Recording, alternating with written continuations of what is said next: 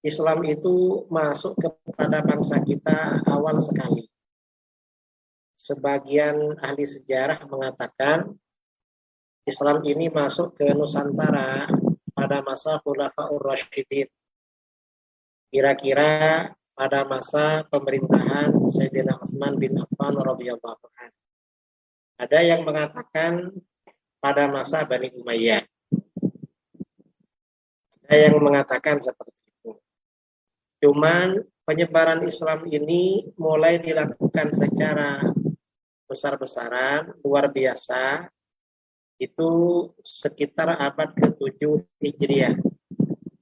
Atau sekitar tahun 600-an ya, 600 Hijriah ke belakang. Mengapa seperti itu? Karena situs-situs kerajaan yang berperan dalam penyebaran Islam, itu abad ke-7 Hijriah ke belakang. Kemudian sampai di Jawa, proses islamisasi ini dilakukan oleh generasi Wali Songo. Jadi generasi Wali Songo yang islamisasi di Jawa, dan itu juga bersamaan dengan proses penyebaran Islam di daerah lain di Nusantara. Nah, dan pada waktu itu, sebelum penjajah masuk ke negeri kita, ada penjajah yang namanya Portugis, kemudian Spanyol, kemudian Belanda, kemudian Inggris masuk ke negeri kita. Yang sebenarnya mereka adalah merupakan kelanjutan dari Perang Salib.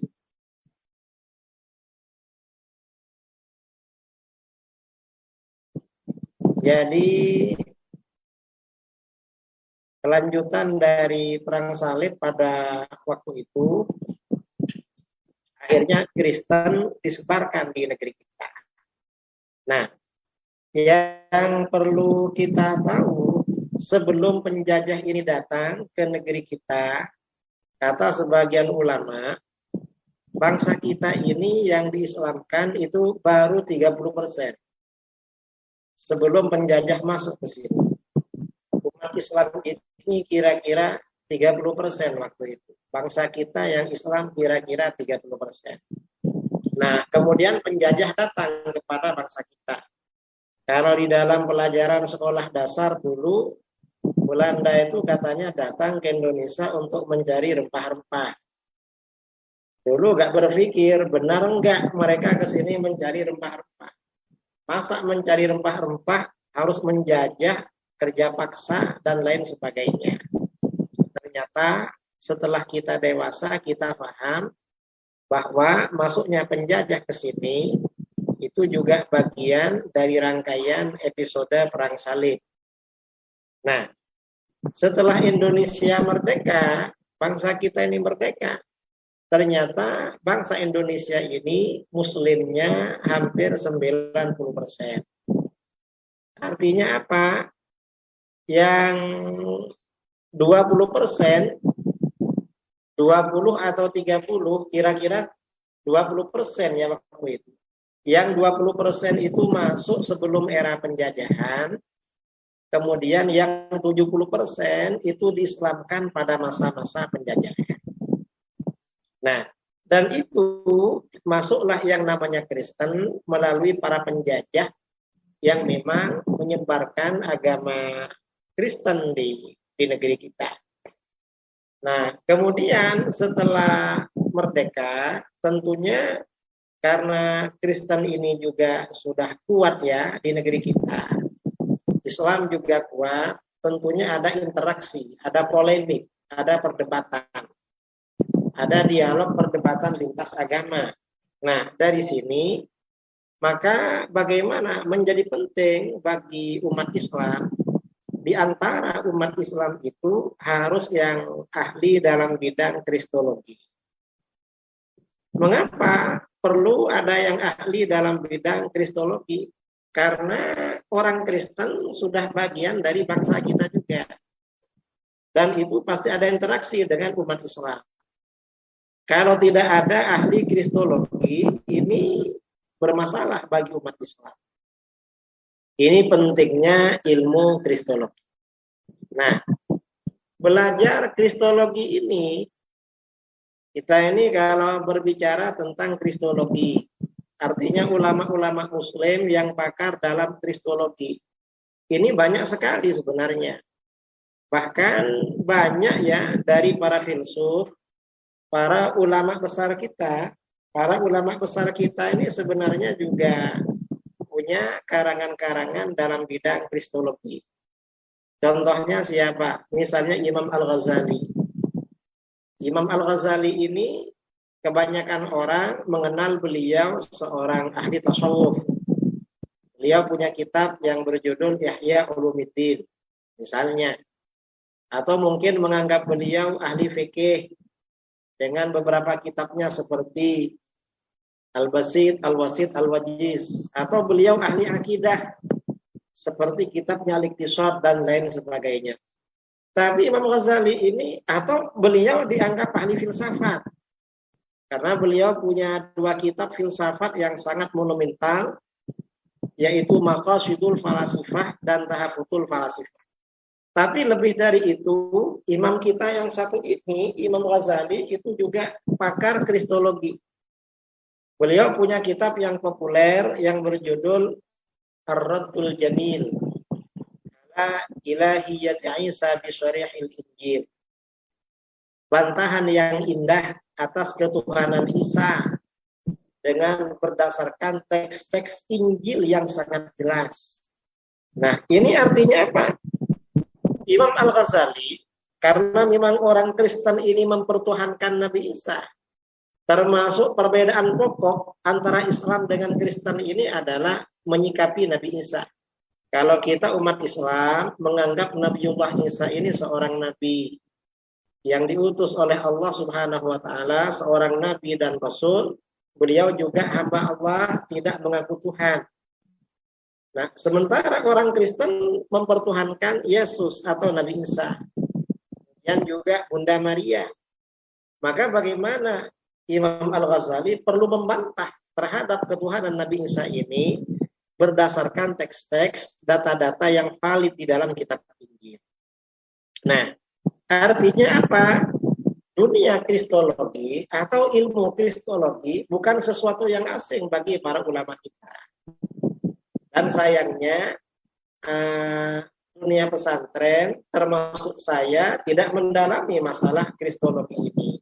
Karenanya saya merasa bangga ya, merasa senang kawan-kawan yang aktif di sini Zoom pada malam ini ternyata aktif di sini di kristologi. Mengapa? Karena bagaimanapun menguasai kristologi ini hukumnya fardhu kifayah.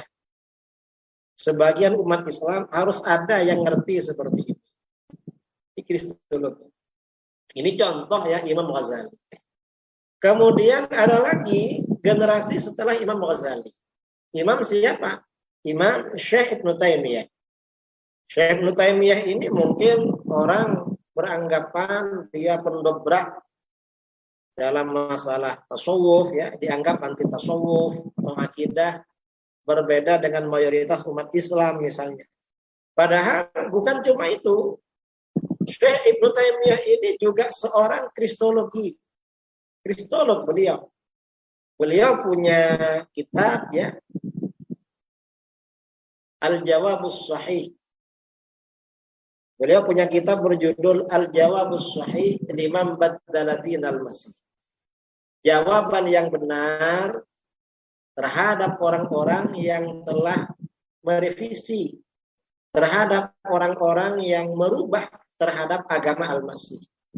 Dan ini kalau tidak salah kitabnya tebal sekali. Kalau Imam Ghazali Ar-Raddul Jamil itu hanya 1 jilid, 1 juz. Tapi Syekh Ibnu Taimiyah ini kitabnya malah 2 juz, 2 jilid. Lalu murid beliau, Syekh Ibnul Qayyim punya juga itu kristologi. Kitab kristologi punya juga. Nah, kemudian terus ke belakang. Kemudian menjelang abad modern ini ada ulama ya yang sangat pakar dalam hal kristologi. Seorang ulama India, ada ulama dari India namanya Syekh Al-Imam Syekh Rahmatullah bin Khalilur Rahman Al-Uthmani Al-Kiranawi. Beliau ini juga pernah mengajar di Masjidil Haram dan pendiri Madrasah Shaulatiyah di Mekah Al-Mukarramah. Jadi di Mekah itu ada Madrasah Shaulatiyah, sampai sekarang masih ada. Ternyata pendirinya seorang kristologi.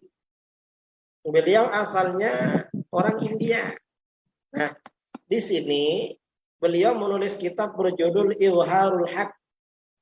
Izharul Haq ini tebalnya 2 jilid, saudara. Ini kitab kristologi. Saya sudah lama punya kitab ini. Kira-kira kitab ini saya miliki sejak tahun 2013. Jadi sudah 10 tahun saya punya kitab kristologi yang tebal ini. Dan lama tidak dibuka, berhubung ada forum ini, akhirnya saya buka. Dan ini, beliau ini diceritakan di sini oleh Syekh Rahmatullah. Mengapa beliau ini menulis kitab Kristologi Izharul Haq? Beliau menulis kitab ini, beliau asalnya orang India. Di India itu, setelah India dijajah oleh Inggris, mungkin kira-kira ya kurang lebih hampir 200 tahun yang lalu ya, 100 tahun lebih yang lalu. Setelah Inggris ini menjajah India, dapat 45 tahun di kitab ini. Akhirnya Inggris ini berusaha melakukan kristenisasi. Jadi kristenisasi. Dan waktu itu pendeta atau pastor yang diterjunkan itu pastor yang hebat-hebat. Mengapa hebat? Pastornya pandai bahasa Arab pada waktu itu. Bahkan pastornya tidak jarang untuk membenarkan ajaran Kristen itu mengambil ayat-ayat dari Al-Quran dan hadis-hadis Nabi Shallallahu Alaihi Wasallam.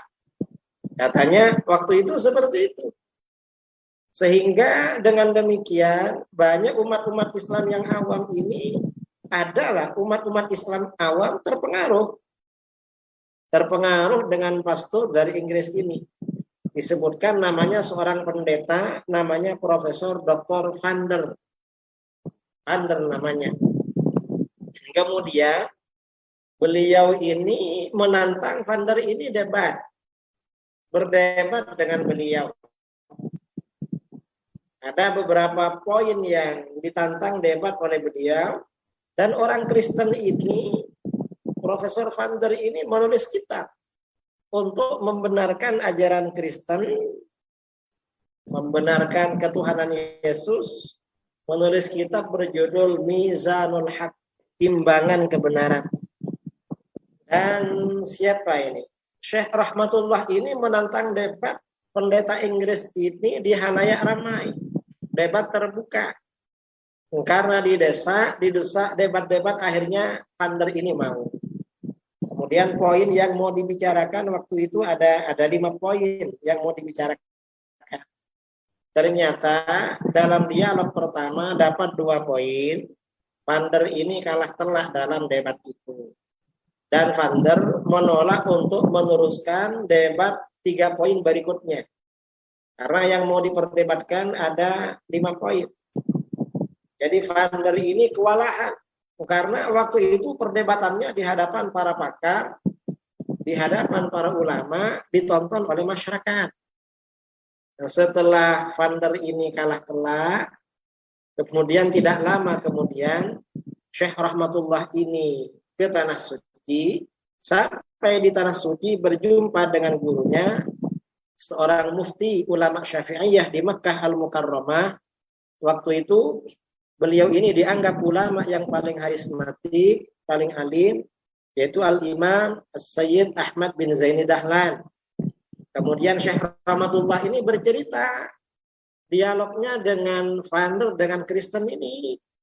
Setelah bercerita panjang lebar oleh gurunya, beliau diminta oleh Sayyid Ahmad Zaini Dahlan, diminta menyusun hasil perdebatannya dan poin-poin penting yang berkaitan dengan kristologi. Akhirnya apa? Beliau menulis kitab ini yang berjudul Izharul Haq. Kalau Kristennya menulis kitab Mizanul Haq, timbangan kebenaran, tapi beliau izharul haq. Kitab beliau berjudul Izharul Haq, menjelaskan kebenaran. Ini yang ditulis oleh beliau. Dan di sini poin-poin yang 5 itu ditulis secara sempurna di dalam kitab ini. Jadi banyak ditulis di sini. Jadi ini perlu dikaji ya. Saya kira saudara-saudara yang aktif di kristologi, ini kitab kristologi yang paling besar untuk zaman akhir ini. Karena ini memang paling lengkap, kitab kristologi yang memang secara langsung membaca dari kitab-kitab Kristen dari berbagai versi terbitan pada waktu itu. Pada masanya Syekh Rahmatullah bin Khalilur Rahman Al-Hindi ketika berhadapan dengan pendeta-pendeta dari barat pada waktu itu. Dan kitab ini tidak terbantahkan.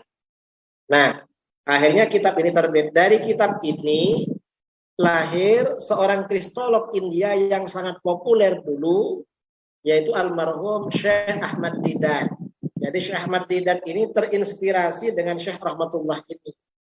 Walaupun tidak mengikuti masanya, mungkin Syekh Ahmad Didat ini belum lahir, Syekh Rahmatullah sudah wafat, karena ini kurunnya lama. Tetapi memang inspirasinya dari kitab ini. Kemudian yang mutakhir, yang terbaru, orang India juga adalah pakar kristologi, yaitu siapa? Zakir Naik. Itu yang terbaru.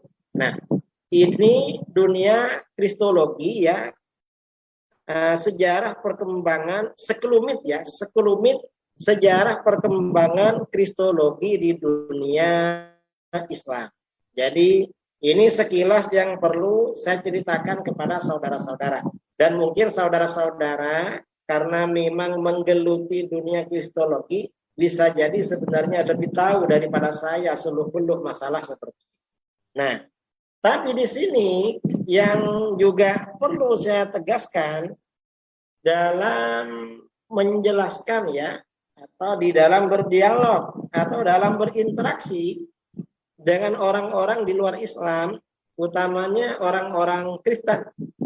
Kalau kita merujuk kepada kitabnya Syekh Rahmatullah, kitab Izharul Haq ini ada beberapa poin yang perlu kita tahu. Yang pertama adalah tentang Bible.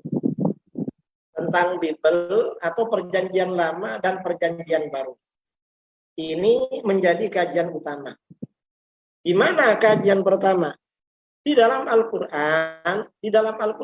Al-Quran ini menjelaskan kalau orang-orang ahlul kitab, Yahudi, Nasara, di dalam Al-Quran, mereka melakukan distorsi terhadap kitab Allah, kitab Taurat dan Injil, melakukan tahrif terhadap kitab Taurat dan Injil. Nah, hal seperti ini PR bagi kita. Mengapa menjadi PR? Kita memang yakin apa yang disampaikan oleh Al-Quran pasti benar, bahwa orang Yahudi Nasara melakukan tahrif, distorsi terhadap Taurat dan Injil, Bible, Perjanjian Lama dan Perjanjian Baru.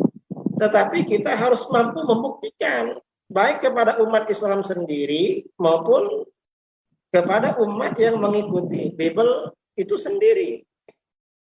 Mengapa? Untuk membuktikan kalau Al-Quran ini benar dan bahwa kitab mereka salah, sudah terjadi tahrif. Jadi begitu. Karenanya memang perlu ada orang-orang yang konsentrasi, yang fokus mengkaji masalah seperti ini.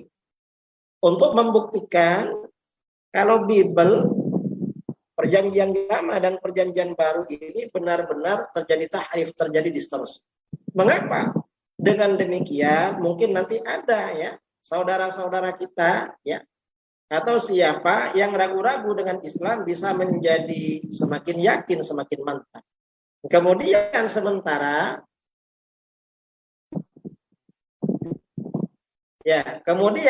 sementara orang-orang di luar Islam setelah mendapat pembuktian adanya distorsi di kitab mereka, Siapa tahu di antara mereka mendapatkan hidayah lalu masuk Islam.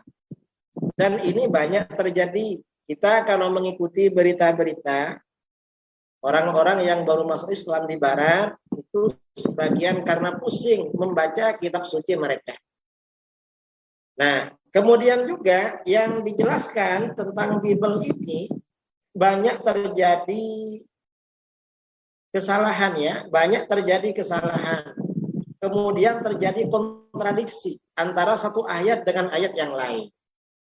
Ini di antara kesalahan-kesalahan kitab Bible yang sengaja terjadi distorsi, yang sengaja didistorsi. Kemudian juga di sini juga diungkap ya. Ini yang berbeda dengan kita di umat Islam. Kalau umat Islam ini meyakini bahwa para nabi itu adalah manusia-manusia yang suci, manusia-manusia yang maksum, yang dijaga oleh Allah, dilindungi oleh Allah dari terjerumus dalam perbuatan dosa dan kesalahan. Tetapi ternyata di dalam Bible itu ada ayat-ayat, di dalam kitab-kitab Ahlul Kitab ada ayat-ayat yang menjelaskan kalau mereka ini ada para pelaku dosa besar, para nabi. Para nabi ini pelaku dosa besar. Dan ini gak mungkin terjadi seperti itu. Artinya apa? Ini bukti kalau kitab Bible ini sudah mengalami distorsi. Terjadi distorsi. Dan mungkin masih banyak aspek ya. Kalau Bible itu benar-benar mengalami distorsi. Ini kajian pertama ya yang menjadi PR. Dan ini sudah dijelaskan oleh ulama kita yang pakar kristologi. Syekh Rahmatullah Al-Hindi Al-Utsmani dalam kitabnya Izharul Haq. Beliau sudah menjelaskan di sini.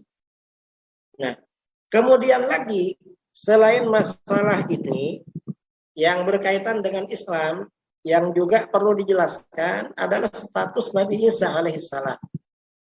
Kalau kita kan meyakini Nabi Isa ini seorang nabi, seorang rasul, hamba Allah. Tetapi orang Kristen itu mempertuhankan mereka. Kita harus bisa membuktikan kalau Nabi Isa itu bukan Tuhan. Dan ini bagus sekali kalau buktinya itu justru dari Bible itu sendiri.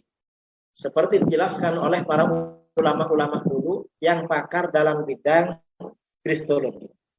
Ini sangat penting. Mengapa? Untuk menjelaskan kebenaran Islam kepada masyarakat. Nah, kemudian juga yang ada kaitannya dengan ini dalam dunia kristologi. Kita di dalam Al-Quran itu mengenal yang namanya nasakh.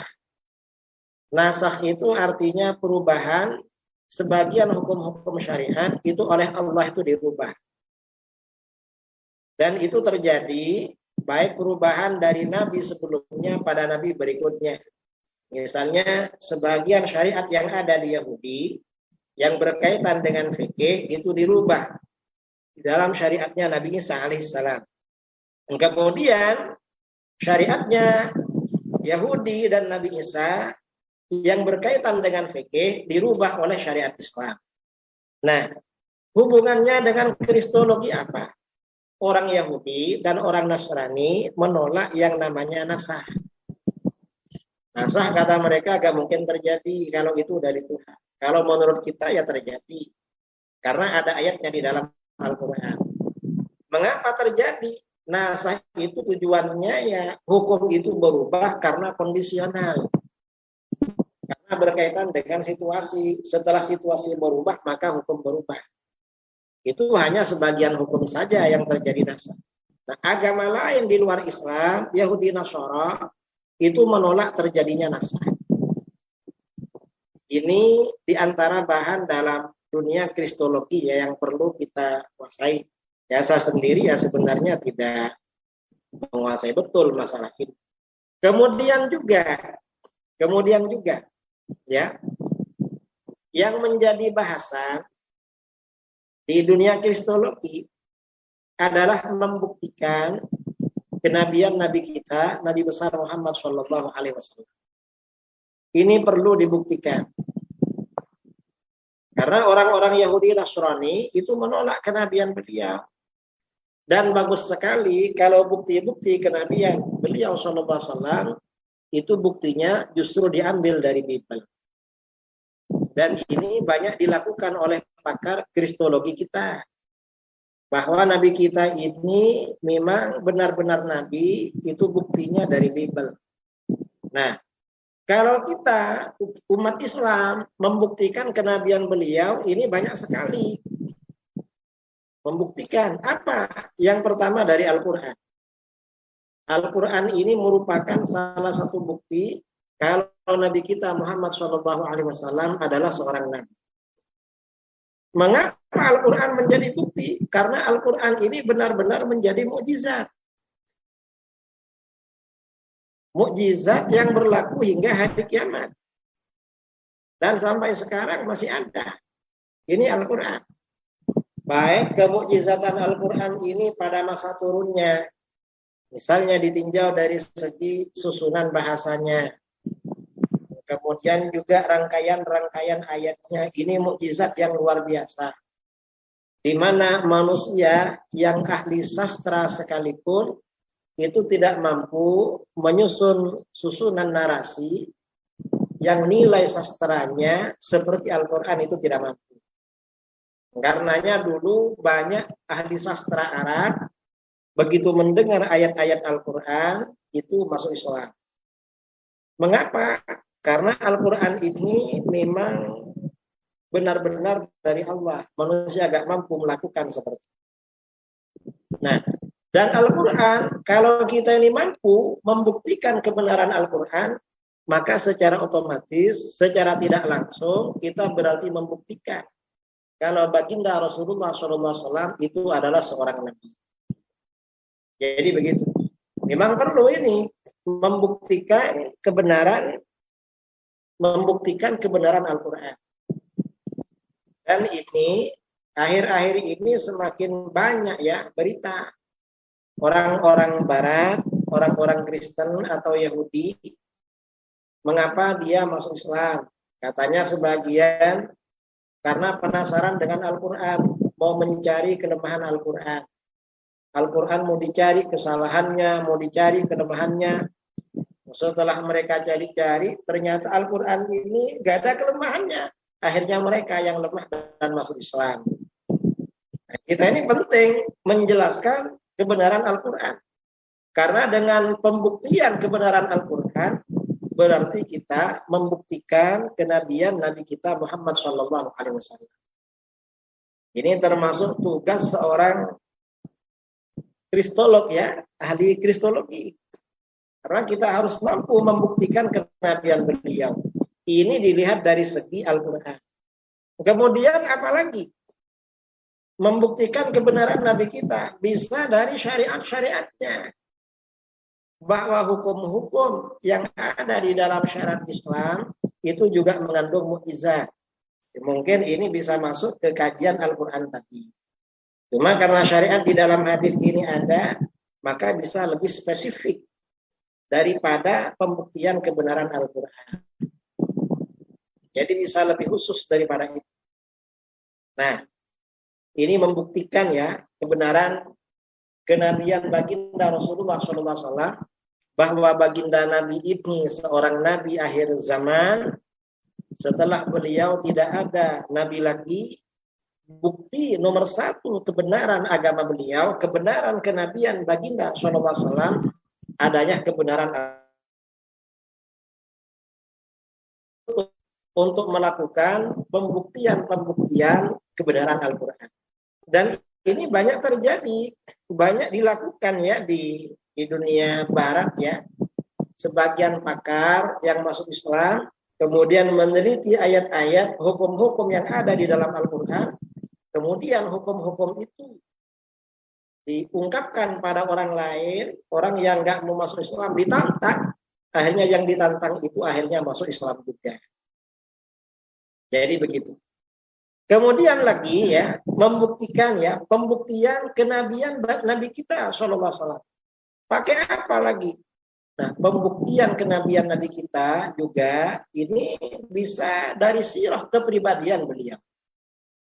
Dari sirah ya, perjalanan hidupnya. kemudian juga dari fisik, perjalanan hidupnya, kesederhanaannya, kepemimpinannya, dan berarti kehidupan beliau. Ya, termasuk dengan mukjizat-mukjizat yang ada pada waktu itu ketika beliau masih hidup. Kemudian sebagian hadis-hadisnya yang mengandung mukjizat hingga kini sampai sekarang. Ini perlu juga. Mengapa? Dengan informasi-informasi seperti ini, kita bisa menguatkan akidah umat Islam kalau Nabi kita Shallallahu Alaihi Wasallam adalah benar-benar Nabi dan Nabi di akhir zaman. Jadi benar-benar Nabi dan Nabi di akhir zaman. Jadi begitu. Mengapa? Agar pengikut agama lain percaya terhadap agama kita, lalu mereka mendapatkan hidayah masuk Islam. Atau misalnya ada saudara-saudara kita yang kurang mantap akidahnya, mendengarkan informasi seperti itu, akhirnya benar-benar mantap, menjadi kuat keislamannya.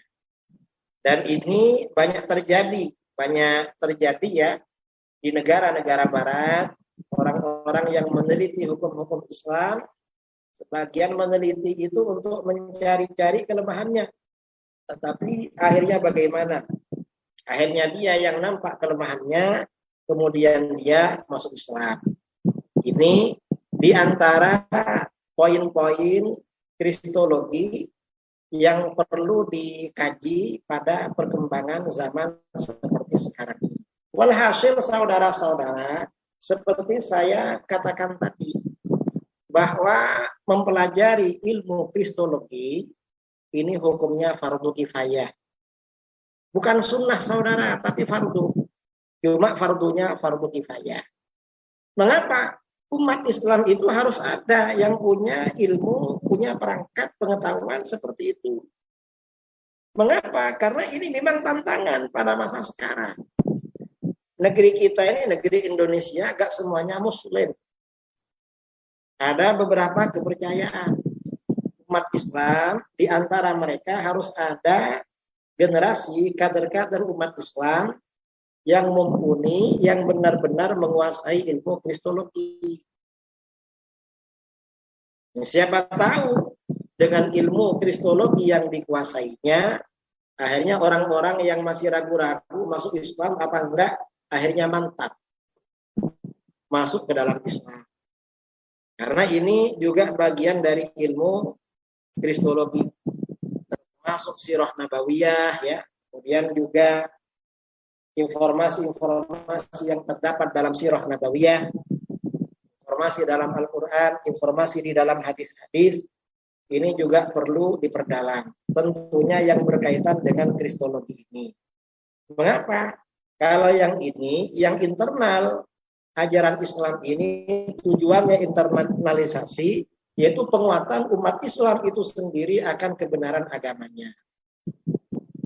Kalau berkaitan dengan Bible, perjanjian lama dan perjanjian baru, itu tujuannya selain menguatkan umat Islam, itu barangkali ada hidayah masuk pada orang di luar Islam, membaca informasi itu, akhirnya mereka masuk Islam. Ini pentingnya ilmu kristologi. Artinya apa? Ilmu kristologi ini bukan ilmu biasa-biasa, tetapi ilmu luar biasa. Karena ini hukumnya fardu kifayah. Dan ulama-ulama kita sejak masa lalu, sejak masa silam, itu pakar dalam kristologi. Karenanya banyak ulama-ulama kita berbicara tentang ideologi-ideologi di luar Islam. Bahkan semua akidah di luar Islam dibahas di dalam kitab-kitab ilmu kalam. Saya perhatikan ya, ulama-ulama dulu seperti Imam Fakhruddin Ar-Razi. Imam Ar-Razi ini pernah, mungkin sering ya, berdebat langsung dengan pendeta Kristen juga pernah. Dan beliau di dalam kitab-kitabnya banyak mengkantor terhadap agama-agama lain, terutama agama Ahlul Kitab, yaitu Nasara dan Yahudi yang ada sekarang. Artinya beliau pakar kristologi juga.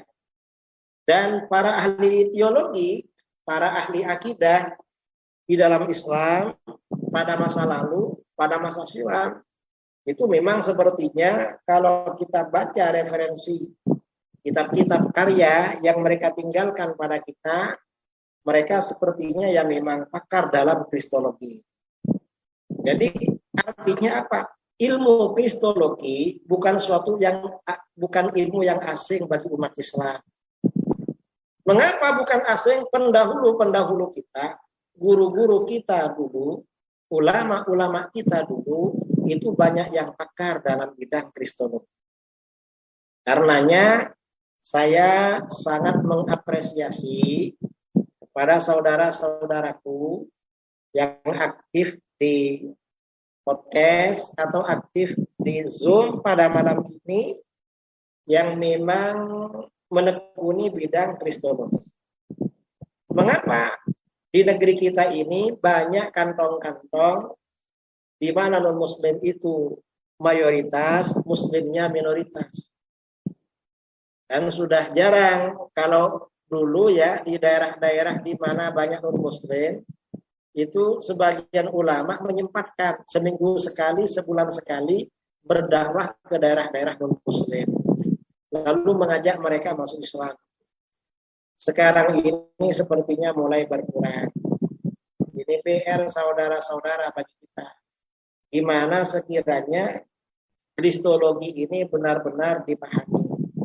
Dan saya merasa senang ketika kalau nggak salah 2 tahun yang lalu atau setahun yang lalu ya, ada kristolog saudara kita Pak Donitan bersama Ustadz Wafi sama Uni Rifa, siapa lagi, datang ke tempat saya berbicara tentang kristologi, kemudian juga memberikan buku-buku termasuk kitab-kitab sebagian ya, Alkitab kepada saya, dan di situ dibuktikan kalau Alkitab itu telah mengalami tahrif, telah mengalami distorsi.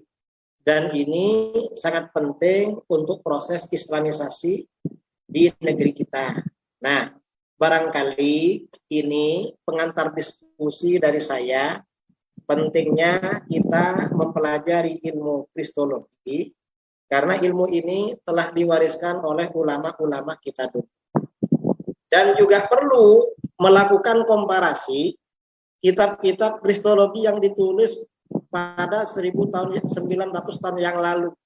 Misalnya kitab kristologi yang ditulis oleh Imam Al-Ghazali, yang ditulis oleh Syekh Ibnu Taimiyah, ditulis oleh Syekh Ibnu Qayyim al-Jauziyah, ditulis oleh Syekh Rahmatullah bin Khalilur Rahman Al-Utsmani Al-Qiranawi. Dan mungkin ada ulama-ulama lain yang pakar dalam bidang kristologi pada masa-masa silam, dan dikaji, dibandingkan dengan Bible yang ada sekarang. Jangan-jangan sudah terjadi tahrif lagi pada masa sekarang. Dan memang sepertinya iya, ketika Pak Donditan datang ke tempat saya setahun atau 2 tahun yang lalu, kemudian memperlihatkan tentang Alkitab yang terbit beberapa puluh tahun yang lalu dengan yang sekarang, itu ternyata terjadi banyak perubahan, terjadi distorsi. Ini penting bahwa Alkitab, kitab-kitab agama lain ya, kitab-kitabnya Ahlul Kitab, Yahudi, Nasara, yang diterangkan di dalam Al-Quran telah terjadi tahrif, memang benar-benar terjadi tahrif. Kita semakin mantap terhadap ajaran Islam.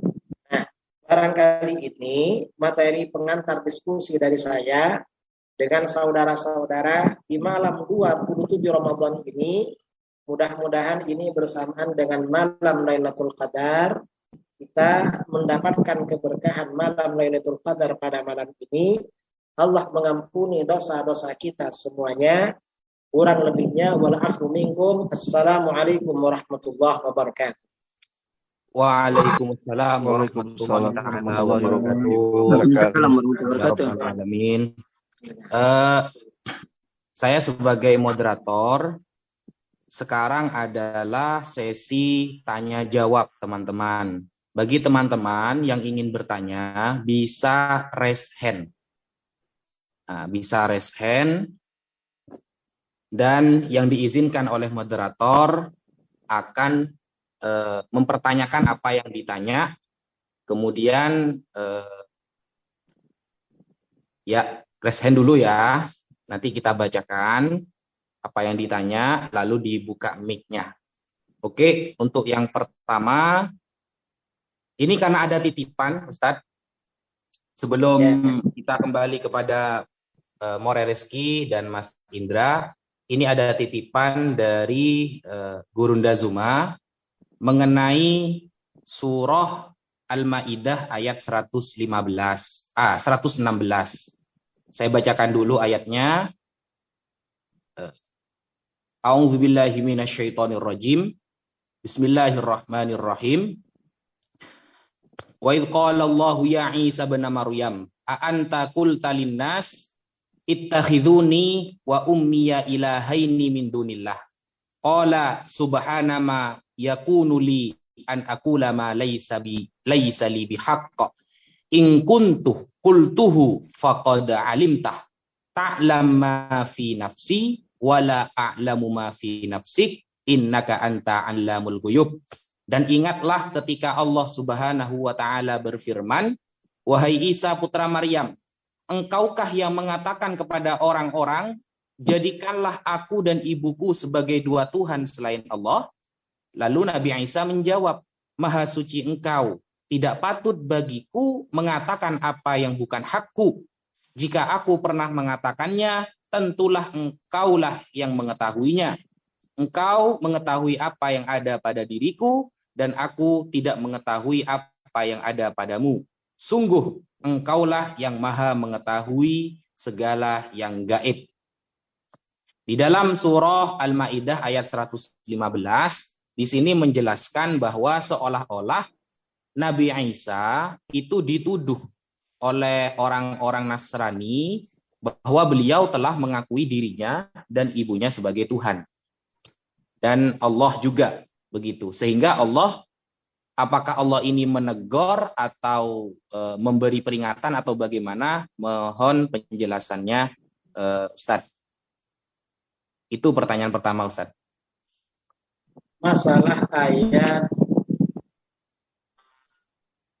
Masalah surat Al-Maidah ayat 116. Pertanyaan ini terjadinya kapan? Mayoritas ulama mengatakan ini besok pada hari kiamat. Ketika orang-orang Kristen yang mempertuhankan Nabi Isa itu berkumpul, maka Nabi Isa ditanya masalah ini. Karena orang Kristen menganggapnya itu ajaran Nabi Isa. Ini sebenarnya untuk mempermalukan orang-orang Kristen kalau ajaran mereka itu tidak dikaji secara mendalam. Mereka hanya ikut-ikutan saja terhadap pastor-pastor atau pendeta-pendeta mereka. Jadi mayoritas ulama menganggap dialog ini besok terjadi pada hari kiamat. Dikatakan di dalam Al-Quran, wa idh qala Allahu ya Isa ibn Maryam anta qulta lin-nasi ittakhiduni wa ummi ilahaini min dunillah. Dan ingatlah ketika Allah berfirman kepada Isa bin Maryam, putra Maryam, apakah kamu telah berkata kepada manusia, jadikan aku dan ibuku sebagai dua Tuhan selain Allah. Qal subhanaka ma yakunu li an aqula ma laysa li bihaq. Maha suci engkau, tidak patut bagiku berkata sesuatu yang bukan hakku. Karena Nabi Isa tidak berhak disembah, dipertuhankan enggak berhak. Karena beliau enggak. Jadi begitu. Ini yang perlu juga dipersoalkan di dalam masalah ini. Di dalam ilmu kristologi. Apa? Di dalam akidah, kalau di dalam Islam, yang namanya akidah itu dasarnya harus qat'i, pasti benar, harus definitif. Itu kalau di dalam Islam. Nah, di dalam Islam, Al-Quran ini periwayatannya sampai sekarang itu mutawatir. Dan tidak mengalami distorsi, tidak mengalami perubahan. Al-Quran yang ada sekarang dengan Al-Quran yang ada 100 tahun lalu, atau bahkan 500, atau sejak awal-awal Islam sampai sekarang tidak ada perubahan. Al-Quran. Artinya Al-Quran ini sampai kepada kita itu secara mutawatir. Artinya ada sanad yang bersambung ya, dari generasi ke generasi. Nah, dan ini berbeda dengan Bible. Perbedaannya apa? Kalau Bible, orang Kristen ini gak punya sanad kepada Nabi Isa atau kepada Nabi Musa, gak punya sanad. Yang muttasil, apalagi mutawatir. Gak punya sanad. Karena al-isnad min khosa'isi hadhil ummah. Artinya apa? Dengan demikian, Islam ini akidahnya tetap terjaga sampai sekarang. Karena hal-hal yang berkaitan dengan akidah, kalau sifatnya periwayatan itu mutawatir. Kalau berkaitan dengan di luar akidah, ada yang mutawatir, ada yang tidak mutawatir. Yang tidak mutawatir ini namanya adalah dhanni. Sementara kitab-kitab Kristen antara yang satu dengan yang lain bertentangan. Versi yang terbitan sekarang dengan terbitan sebelumnya berbeda.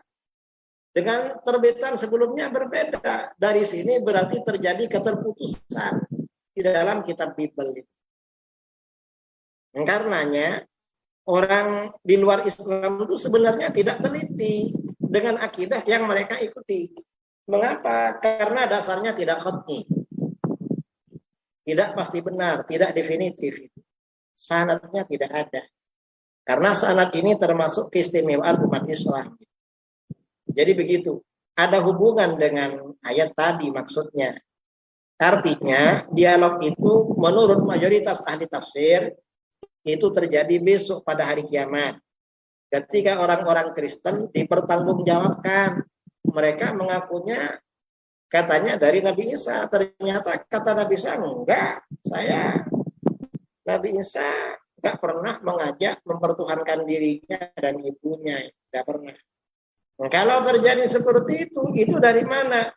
Berarti ajaran Kristen itu mengalami distorsi dalam perjalanan sejarah. Jadi begitu, wallahu a'lam. Masya Allah, kita sudah mendengarkan jawaban dari beliau yang sangat lugas dan tepat, teman-teman. Alhamdulillah.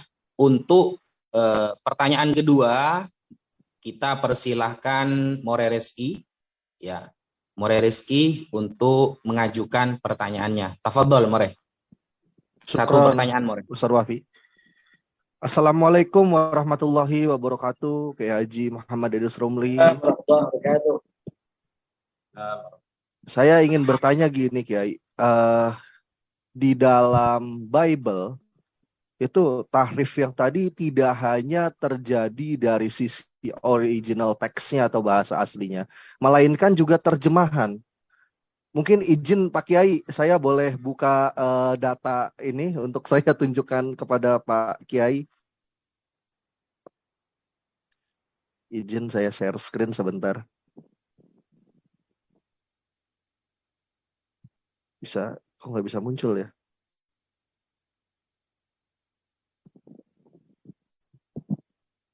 Sebentar.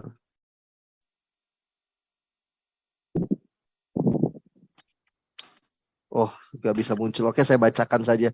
Jadi gini Pak Kiai, di dalam Injil Markus pasal 16 ayat ke-8, itu kalau kita melihat di dalam teks aslinya yang berbahasa Yunani, itu berbunyi kai exceltosai tachi evigon opotomene meu eikangas autas tromoskai ekstasiskai audeni auden evovon togar. Berhenti di kata evovon togar yang artinya karena takut.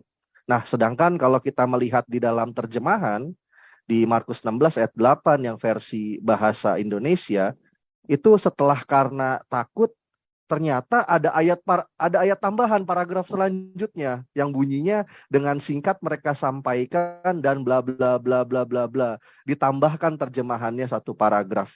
Bahkan saya sendiri ketika mencoba mengkomparasi dengan sama-sama dengan Bible terjemahan juga, yaitu yang khususnya terjemahan yang bisa dibilang terjemahan tua Pak Kiai, yang saya miliki ini tahun 1930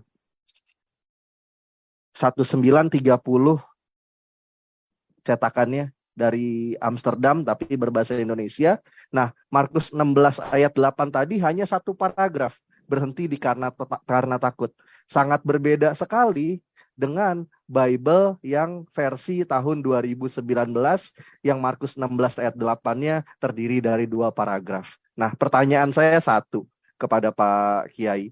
Apakah dengan menguasai juga kita bahasa asli dari kitab-kitab mereka seperti bahasa Aramaik, bahasa Ibrani, dan bahasa Yunani, itu perlu dalam tambahan kompetensi untuk membahas kristologi itu? Monggo Pak Kiai, mohon jawabannya. Ya, pertanyaan dari More Rizky, apakah penting Ustadz kita memahami bahasa asli dari suatu kitab suci seperti Ibrani, Aramaik, dan lain sebagainya? Tafadhol Ustadz. Ini jadi saya kira ini bukan suatu keperluan lagi. Tapi ini harus memang. Sangat perlu. Karena yang jelas Bible yang ada di Indonesia ini kan asalnya dari sana memang, dari Timur Tengah. Mungkin dulu awalnya bahasa Aramaik, bahasa Suryani, bahasa Ibrani ya, atau bahasa Ibrani atau bahasa apalah, bahasanya Ahlul Kitab yang dulu. Dan ini ternyata mengalami versi terjemahan. Nah, kita akan bisa membuktikan bahwa tahrif, distorsi benar-benar terjadi. Ini harus melakukan pengecekan, studi, penelitian terhadap bahasa yang asli Bible ini. Jadi saya kira memang perlu mempelajari bahasa-bahasa Bible yang sebelum Bible ini translate ke dalam bahasa Indonesia. Mengapa? Untuk membuktikan kebenaran Al-Quran bahwa ini memang terjadi tahrif. Kita sampaikan pada mereka. Kalau sudah terjadi tahrif begitu, berarti kalian harus meninggalkan ajaran ini. Kembali pada yang otentik. Mana yang otentik? Yang otentik adalah Al-Quran. Al-Quran ini benar-benar dari Allah. Jadi seperti itu. Dan ini dulu sebagian sahabat ya, Zaid bin Thabit, oleh baginda Rasulullah SAW, dalam riwayat Bukhari, entah riwayat yang lain juga, itu diperintahkan belajar bahasa mereka. Mengapa? Ya untuk mengetahui, karena ada kaitannya dengan kitab suci yang mereka ini, yang mereka kaji pada waktu itu. Kalau kita agak ngerti bahasa mereka, gimana membuktikan hentikan atau enggak kitab suci mereka. Dan sudah pasti yang disampaikan di dalam Al-Quran bahwa Bible itu mengalami tahrif, distorsi, sudah pasti terjadi. Ini tadi yang seperti saudara sampaikan ya, Bible tahun 1930-an dengan 2019 kan sudah berbeda. Berbeda. Hal itu kan versi bahasa Indonesia. Terjadi perbedaan seperti itu. Ini kalau dikaji dengan Bible yang sebelumnya lagi, kira-kira bagaimana? Beda lagi pasti Kiai. Ya, artinya apa? Nah, mereka ini memang tidak amanah. Pendeta-pendeta dan pastor ini, ulama-ulamanya Ahlul Kitab, tidak amanah ketika diberi kitab suci oleh Allah. Mereka slow aja, santai aja mereka melakukan distorsi. Hal-hal yang sebenarnya bukan bagian dari Alkitab, mereka masukkan ke dalam Alkitab. Jadi penting memang belajar bahasa Aramaik dan atau bahasa Yunani atau bahasa lain memang. yang punya naskah kuno Bible sebelum translate diterjemahkan ke dalam bahasa Indonesia. Wallahu a'lam. Saya kira seperti itu. Masya Allah. Syukron Pak Kiai jawabannya. Ya, itu jawaban teman-teman ya, bahwa sangat penting untuk mengetahui bahasa asli di sebuah kitab suci seperti Yunani, Ibrani, Aramaik, dan yang serumpun dengan bahasa-bahasa tersebut yang memang menjadi naskah kuno bagi kitab suci umat non-muslim atau umat Kristen, Yahudi, dan lain sebagainya. Jadi sangat penting untuk membuktikan bahwa kitab ini benar-benar sudah mengalami tahrif, perubahan atau tidak, teman-teman. Bahkan beliau tadi menyebutkan di dalam riwayat Sahih Bukhari dan kitab-kitab hadis yang lain, Rasulullah sendiri pernah menyuruh sahabat Zaid bin Thabit untuk mempelajarinya. Untuk apa? Untuk mengetahui kebenaran Al-Quran. Nah, seperti itu teman-teman ya. Dan untuk penanya selanjutnya adalah Mas Indra Mose. Tafadhol Mas Indra Mose, ini dibunyikan teman-teman, mic-nya beliau dibunyikan agar bisa berbicara. Satu pertanyaan untuk beliau. Assalamualaikum warahmatullahi wabarakatuh. Waalaikumsalam warahmatullahi taala wabarakatuh. Yang saya hormati Pak Kiai Idrus Romli dan juga muridnya beliau, MC kita Ustadz Wafi, Ustadz muda kita. Sebuah kehormatan tim apologet ini kehadiran kibaril ulama, ulama besar di Indonesia ini luar biasa. Apalagi di malam bulan Ramadan dan 10 malam terakhir. Ini sangat luar biasa, saya tidak bisa menggambarkan, tetapi saya akan mempersingkat bahwasanya seperti yang diulas oleh Kiai dari kitab-kitab para ulama kibar, baik dari Indonesia maupun dari luar negeri tentang kristologi, yaitu bahwasanya Al-Quran mengatakan alladzina atainahumul kitaba ya'rifunahu kama ya'rifuna abna'ahum. Sesungguhnya orang-orang yang mewarisi kitab sebelum Nabi Muhammad diutus, yaitu orang Yahudi dan Nasrani, mengenal Nabi Muhammad sallallahu alaihi wasallam seperti mereka mengenal anak-anak mereka sendiri. Bahkan Allah sendiri mengatakan dalam Al-Quran, fawailul lilladzina yaktubuna al-kitaba biaydihim summa yaquluna hadza min indillah. Ya, celakalah orang-orang yang menulis kitab dengan tangan mereka sendiri kemudian mereka berkata ini dari Allah. Wa ma huwa min indillah, dan padahal itu bukan dari sisi Allah. Artinya apa? Tidak murni dari Allah, sudah mengalami ta'rif seperti yang Kiai Idrus tadi katakan. Nah, saya dapat membuktikannya. Dan juga kemudian di ayat yang lain Kiai, wa minhum ummiyina la ya'lamuna al-kitaba illa amaniyya wa hum illa amaniyya dan mereka itu tidak mengerti kitab tetapi hanya wa inhum illa yadhunnun. Mereka itu hanya menyangka. Nah, ini saya akan mempersingkat tentang orang-orang ini, Kiai, orang-orang Nasrani di Indonesia kebanyakan. Nah, mereka ini mengatakan bahwa di dalam Bible mereka Ibrahim itu bukan nabi katanya. Ibrahim bukan nabi, kemudian Sulaiman bukan nabi, Daud bukan nabi. Padahal kitab yang sama dipegang oleh Yahudi itu adalah nabi. Nah, perihalnya di mana? Wa minhum ummiyuna la ya'lamuna al-kitab. Sesungguhnya mereka ini buta huruf dan dia tidak tahu kitab. Kenapa? Orang Nasrani di Indonesia kebanyakan mereka membaca terjemahan, Kiai, bukan membaca bahasa asli. Sehingga dia tidak tahu nabi itu artinya apa.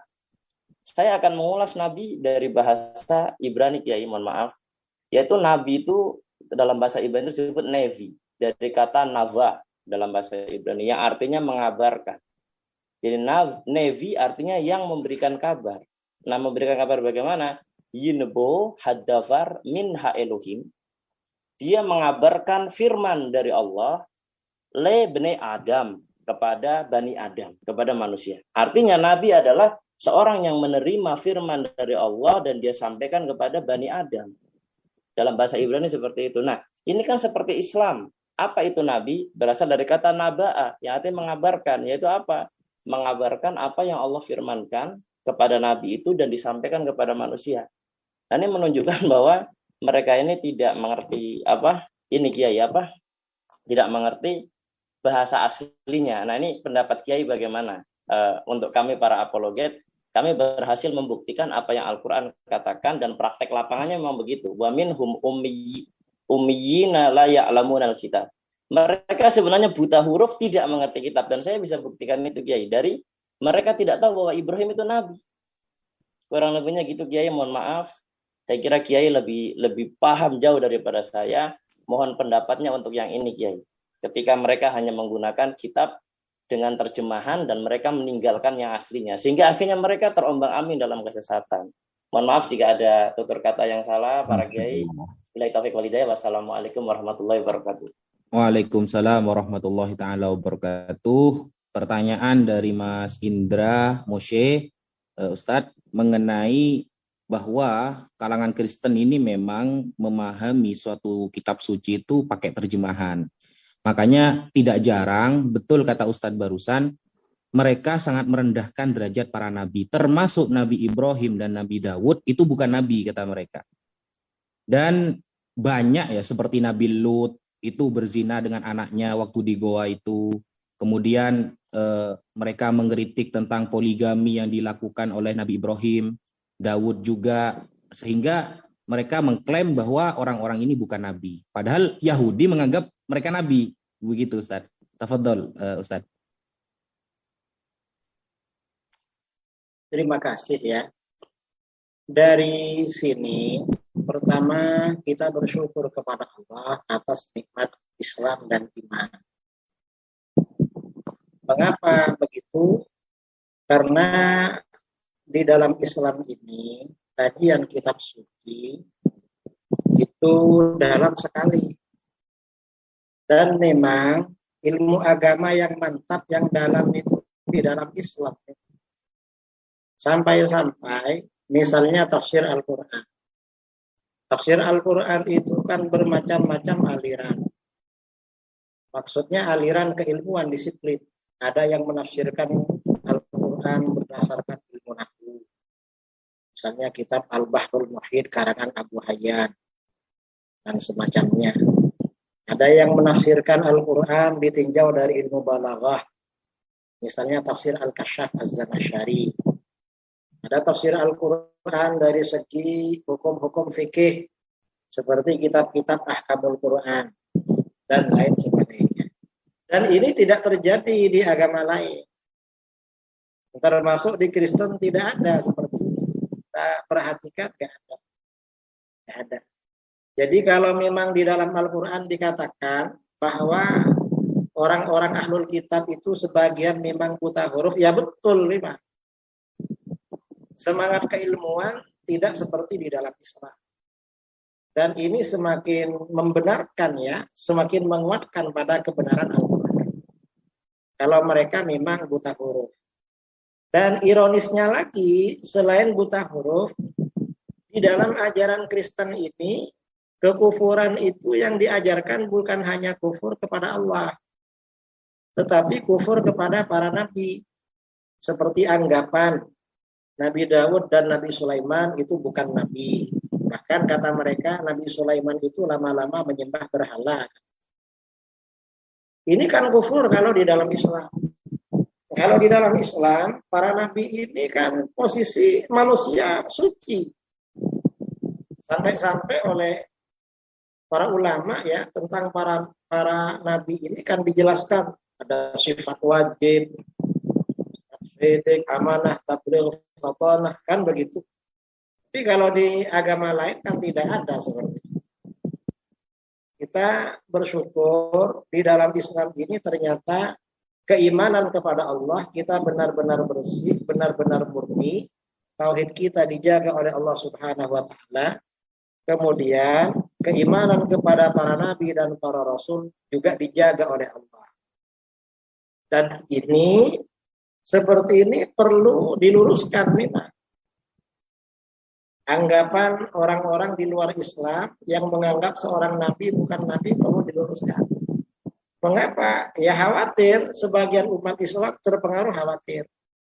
Saya pernah ya ketika dulu di Inggris, di kampus waktu itu ada pengurus kampus, dia kerjanya sebagai humas, laki-laki orang India. Dan dia ini nggak tahu kalau Nabi Sulaiman itu seorang nabi. Dia tahunya raja gitu aja.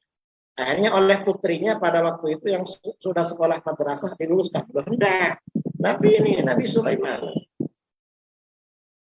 Ya mungkin tidak tahu ya karena entah apakah pengaruh dari Kristen dulu ketika di India atau pengaruh dari mana, wallahu a'lam. Karenanya para ulama kita di dalam Islam ini sangat kreatif.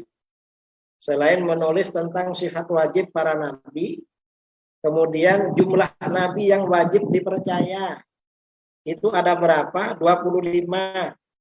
Padahal nabi dan rasul itu kan bukan 25, sebenarnya banyak. Cuma karena 25 ini disebutkan di dalam Al-Quran, maka kalau ada orang beranggapan yang sudah dinyatakan nabi bukan nabi, kan dianggap keluar dari Islam. Jadi benar-benar menjaga akidah memang para ulama kita. Dan ini harus ditanamkan ini. Khawatir yang pengaruh dari agama lain masuk ke dalam Islam. Apalagi sekarang kalau kita masuk toko-toko buku yang besar-besar, buku semua agama sudah dijual di sini. Dan bahkan bukan hanya itu, para ulama kita ini juga menulis kitab-kitab tentang Qasasul Anbiya, kisah-kisah para nabi. Dan memang sebagian diambil dari Israiliyat ya, informasi dari Bani Israil. Cuma oleh para ulama kita sudah disaring. Sudah disaring mana yang benar, mana yang enggak. Jadi kita ini beruntung ya, bersyukur kepada Allah atas nikmat Islam. Kenapa? Ternyata kita semakin terbuka. Kalau agama lain itu kufurnya bukan hanya kepada Allah. Kepada para nabi, sebagian para nabi juga mereka kufur. Dan kita umat Islam dijaga oleh Allah. Karena para ulama kita benar-benar kreatif.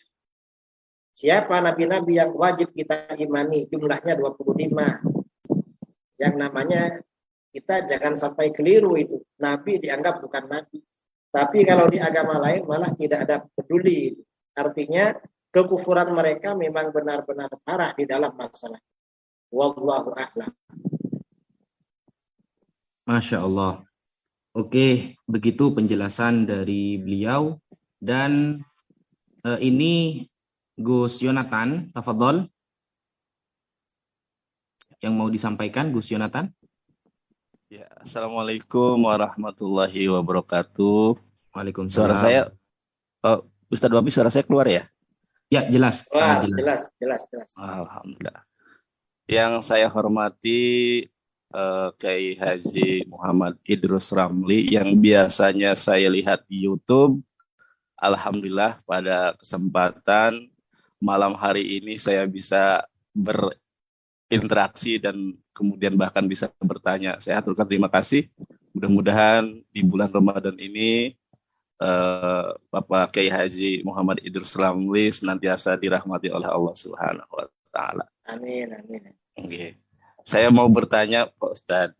Jadi selama kami berkiprah di dunia apologet atau diskusi lintas agama, kristolog muslim, meskipun kami berlatar belakang berbeda ya, maksudnya ada dari NU, ada dari Muhammadiyah dan lain sebagainya, tidak pernah kemudian kami terjadi sebuah keributan khilafiyah. Jadi kita duduk bersama karena tugas kita ini adalah mengkanter, mengantisipasi langkah preventif upaya-upaya pemurtadan dan kristenisasi. Jadi kita sudah tidak memandang kamu Muhammadiyah, kamu NU. Kita duduk bersama, kita tidak pernah membahas itu. Tapi mohon maaf Pak Kiai, akhir-akhir ini kami para debater muslim itu diserang oleh Syiah Rafidah. Ya, bagaimana mereka menghalangi langkah kami. Nah, di sini kami kaum muslim dan netizen ada yang pecah kongsi gitu. Karena jujur saja secara pribadi saya itu paling keras terhadap Syiah Rafidhah. Tapi di bawah jangan gitu, Syiah ini muslim, Syiah ini ahlus sunnah dan lain sebagainya. Sehingga ada pecah kongsi. Nah, saya harap di malam hari ini Kiai Haji yang saya hormati, ulama besar Indonesia memberikan kami pencerahan bagaimana sikap kami ketika dakwah kami dihalangi oleh Syiah Rafidhah, di mana mereka mengatakan kami tidak paham Islam, kami memecah belah, dan stigma-stigma negatif disematkan kepada para debater muslim. Jadi sikap saya minta wejangan, minta kemudian penjelasan dari Pak Ustadz bagaimana kaum muslimin, karena kalau saya pribadi berkeyakinan bahwa Syiah Rafidhah itu bukan Islam, karena menghujat Ummul Mukminin dan menghujat para sahabat radhiyallahu anhum ajmain. Itu saja Pak Kiai, mohon maaf yang sebesar-besarnya. Mudah-mudahan Pak Kiai sehat selalu. Itu saja pertanyaan dari saya. Jazakumullahu khairan katsiran buat Pak Ustadz dan teman-teman semua. Terima kasih Pak Kiai. Terima kasih Ustadz Rafi. Siap, Gus. Memang akhir ini Ustadz, banyak dari kalangan Syiah itu yang menyerang kita, baik dari filsafat, baik dari ajaran, bahkan mereka memberikan referensi kepada Kristen untuk menyerang kita, Ustadz. Dan sampai kemarin terjadi perdebatan sengit antara saya dengan salah satu Habib ya, yang beliau itu adalah dari kalangan Syiah, ya pro kepada Syiah, sampai ada perdebatan sengit seperti itu. Sehingga kita ya susah Ustadz, ini mau diserang Habib, gak diserang Syiah, ada di barisan musuh. Jadi ya akhirnya mau tidak mau ya kita libas Ustadz. Andaikan saya umpamakan itu kita sedang naik bis Akas, dia nyebrang sembarangan, ya tabrak saja Ustadz gitu. Yang penting kan ilmiah begitu. Mungkin gimana tanggapan panjenengan Ustadz? Tafadhol. Yang pertama, Syiah ini memang menjadi masalah di internal umat Islam. Mengapa Syiah ini menjadi persoalan di internal umat Islam? Karena di dalam perjalanan sejarah, ketika Syiah ini konflik dengan umat Islam, Syiah ini ya tidak segan-segan berkoalisi dengan non-Muslim. Itu perjalanan sejarah. Jadi begitu. Yang pertama. Yang kedua, ya kalau ada orang Syiah ngasih materi, bahan kepada orang Kristen, ya lawan aja. Jangan takut sama Syiah. Lalu dibilang Syiahnya Habib, bukan Habib berarti. Karena Habib itu gelar mulia. Habib itu biasanya gelar untuk sayyid yang sudah senior dan orangnya soleh. Orangnya soleh menjadi teladan baru dipanggil Habib. Sekarang ini kadang-kadang ya karena Y. Kalau itu namanya kalau orang Jakarta atau Jawa Barat panggilannya Wan. Orang Jawa Timur Madura panggilannya Y.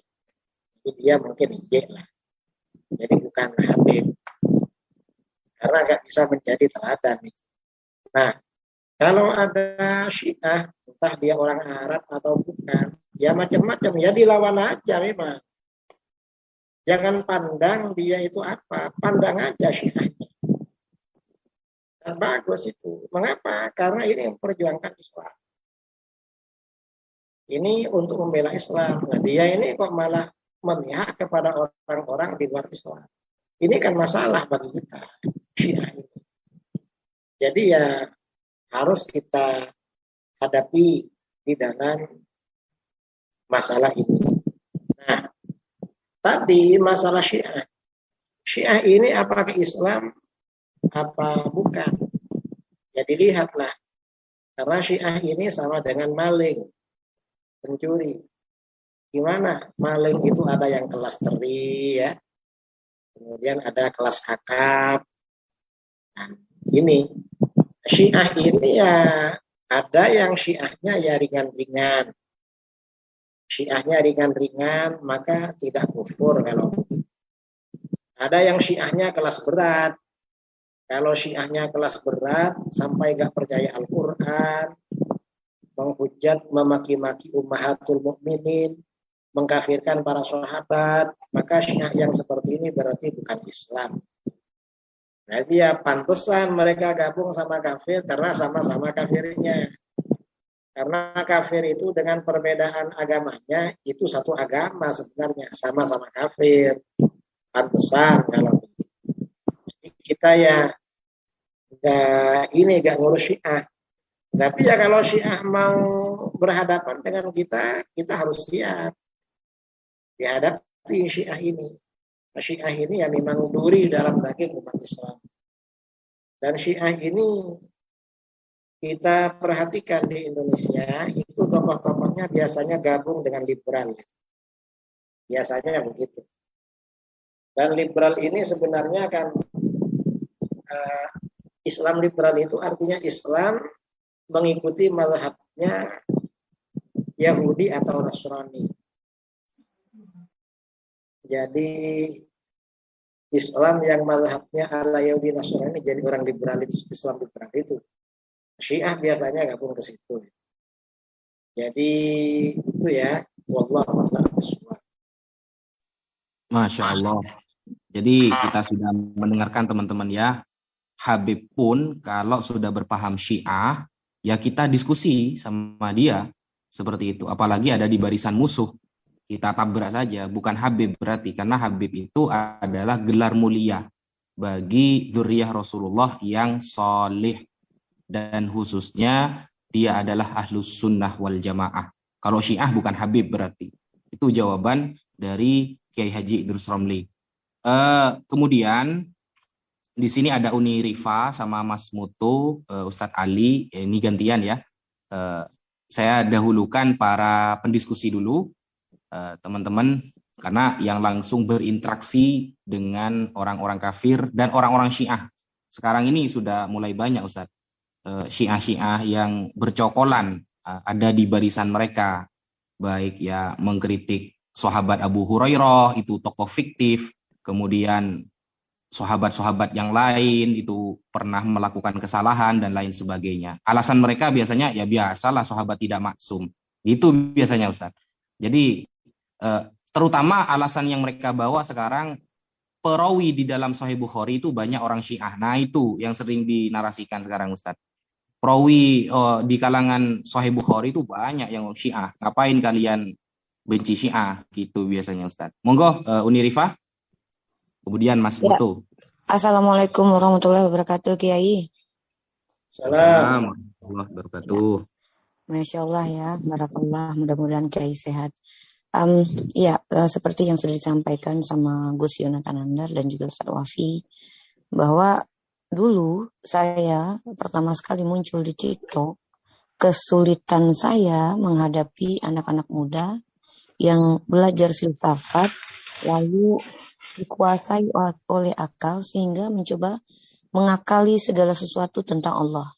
Itu kesulitan saya pada waktu itu. Nah, kemudian saya mencoba untuk, saya memang belum belajar filsafat Kiai, karena saya saat ini masih pendalaman bahasa Arab, bahasa Ibrani, dan membaca literasi-literasi seperti tafsir. Jadi saya tidak punya waktu belajar filsafat. Nah, saya karena kuliah, saya ada mata kuliah filsafat, tapi saya tidak bisa ambil itu. Nah, tapi masalahnya adalah Kiai, nanti saya minta solusi mungkin ya. Ketika saat ini justru yang menggunakan pendekatan filsafat itu, yaitu orang-orang Syiah ini. Mereka menggunakan pendekatan filsafat, mencoba melogikakan segala sesuatu, dan bahkan mereka tidak segan-segan untuk mencoba memframing atau membuat pernyataan-pernyataan yang seolah-olah itu akan bertabrakan gitu loh dengan dalil-dalil di Al-Quran. Nah makanya saat sekarang ini memang saya masih menghindari untuk berdiskusi dengan orang-orang Syiah, karena ketika saya lihat mereka berdiskusi dengan Ustadz Wafi atau banyak ulama lain, itu mereka tolak Ustadz. Mereka tolak Kiai kitab-kitab yang diarahkan ke mereka, kayak kitab Al-Kahfi dan lain-lain itu. Nah lalu bagaimana kita menghadapi Syiah yang seperti ini, yang notabene-nya bahkan dicap sebagai Syiah yang baik, Syiah yang benar gitu. Jadi apakah kita hanya menghukumi ketika mereka melakukan sesuatu yang salah saja, atau bisakah saya misalnya gini, ada teman Syiah tapi tidak pernah melakukan sahabat, apakah bisa saya tandem dengan dia, berdiskusi dengan teman-teman non-muslim atau bersahabat dengan mereka? Bagaimana itu sikap kita dan sikap saya pribadi, karena saya menghadapi orang-orang seperti ini di lapangan, Kiai. Terima kasih. Assalamualaikum. Oke, terima kasih Umi Diva. Jadi syiah-syiah yang kita temui Ustadz, kalau kita sodorkan kitab mereka, Al-Kafi, Tahdhibul Ahkam, Malahyudul Faqih, kemudian yang lain-lain, Biharul Anwar, mereka selalu mengatakan, Bunda, kita ada ikut itu. Jadi yang baik-baik, yang kitab itu kan ada yang doif isinya, kata mereka Ustadz. Jadi tidak semuanya, jadi yang jelek-jelek tidak kita ikuti. Ngakunya seperti itu biasanya Ustadz. Apakah kalau yang seperti ini mereka sedang bertakiyah, atau kita boleh bersahabat dengan mereka, duduk bersama mereka, karena di sisi lain mereka agak berbahaya kadang Ustaz, mencoba menframing, menarasikan hal-hal yang tidak baik kepada sahabat, tapi sedikit demi sedikit. Nah, kayak Abu Hurairah pernah debat dengan Sayyidina Umar gara-gara beliau ini korupsi lah, atau di kitab Sahih Bukhari banyak perawi Syiah lah, ya gitu Ustaz. Kira-kira gimana Ustaz? Tafadhol. Terima kasih ya. Masalah Syiah. Syiah ini memang banyak takiyahnya. Dan kitab-kitab atau buku-buku yang mereka sebarkan, memang ada buku yang versi takiyah itu untuk kita. Kemudian ada buku yang tidak takiyah, itu untuk internal mereka. Memang sulit bicara dengan mereka. Nah, caranya bagaimana? Dilihat. Syiah ini kalau berdialog dengan kita ditanya, kamu Syiahnya Imamiyah versi siapa? Karena di Indonesia, Syiah ini organisasinya kan ada dua. Ada ABI ya, Ahlul Bait Indonesia. Kemudian ada IJABI, Ikatan Jamaah Ahlul Bait Indonesia. Cuma yang Ijabi ini ketuanya sudah meninggal, Jalaluddin Rahmat dulu. Entah siapa sekarang. Yang banyak kayaknya yang Abi ini sekarang. Nah, kalau berjumpa dengan yang Abi ditanya, kamu kiblatnya ke Iran, ke Kum atau kemana? Nanti bisa ketemu itu. Kalau ke Kum berarti kamu ikut mazhabnya ini, Syiah Imamiyah ini. Mazhabnya Khomeini atau Khomeini atau siapa. Jadi dituntut aja mereka ditanya. Dan mereka biasanya bohong mereka ini. Takiyah. Ini orang-orang Syiah begitu. Jadi sebaiknya kita jangan duduklah dengan mereka. Jauhi aja mereka. Jadi pengalaman saya, mereka memang suka bertakiyah. Saya pernah berbicara ajaran Syiah dari kitab-kitab Syiah, Al-Kafi, Al-Istibsar, Tahdhibul Ahkam, Malahyudul Faqih, tentang ajaran-ajaran kufur Syiah. Lalu mereka datang pada saya, kata Syiah ini waktu itu di Manado, kata si Syiah ini, Kiai, berbicara tentang Syiah sudah gak perlu. Kenapa? Sudah selesai. Siapa yang menyelesaikan? Lalu mereka menyodorkan buku Dialog Sunnah Syiah, karangan Syarafuddin Abdul Hussein Al-Musawi, ulama Syiah dari Lebanon. Lalu saya bilang, buku yang kamu bawa ini gak menyelesaikan masalah. Mengapa? Kan buku Dialog Sunnah Syiah, kata Al-Musawi, ini adalah himpunan perdebatan dia melalui surat menyurat dengan Syekhul Azhar Salim Al-Bishri. Nah, ini nambah masalah. Mengapa nambah masalah? Karena Al-Musawi menerbitkan buku ini setelah Al-Bishri wafat dapat 1/4 abad, 25 tahun. Kenapa baru terbit setelah Al-Bishri wafat 25 tahun? Kenapa gak terbit ketika masih hidup? Itu yang pertama. Yang kedua, saya bilang sama dia, ketika keluarganya Al-Bishri ditanya tentang dokumen-dokumen surat menyurat, ternyata gak ada katanya. Masa ada orang suratan ratusan kali dokumennya gak ada, kan gak masuk akal. Yang ketiga, saya bilang sama dia, materi debat dalam buku ini masalah gampang, bukan masalah sulit. Wah, Bishri kalah terus, padahal beliau Syekhul Azhar. Saya ini bukan Syekhul Azhar, bukan Ustadz Azhar. Saya ini biasa-biasa, tapi bisa menyalahkan bukunya kamu, dan kamu dijamin gak bisa jawab. Akhirnya saya buka buku Syiah itu, ada yang salah, saya bilang ini salah, yang benar begini, gimana menurut kamu? Akhirnya dia diam. Setelah itu dia bilang, Kiai, yang Kiai sampaikan tentang ajaran Syiah itu gak benar. Loh, saya jawab, itu kan dari kitab kamu, kitab Al-Kafi dan lain-lain. Iya, tapi itu dhaif kata mereka. Lalu saya ambil buku yang mereka bawa tadi, buku Dialog Sunnah Syiah. Nah, mana bukunya? Saya buka halaman hampir belakang. Al-Musawi di situ bilang bahwa kitab standar yang 4, ya, Kutubul Arba'ah kata mereka, Al-Kafi, Istibsar, Mandah Ibnul Faqih, Tahdzibul Ahkam, semua hadisnya sahih dan mutawatir. Nah, ini bilang sahih mutawatir, kamu bilang dhaif. Siapa yang bohong ini? Kamu apa Al-Musawi? Kalau kamu bilang bohong pada Al-Musawi, berarti kamu buat buku bohong ke sini. Berarti nambah masalah kamu.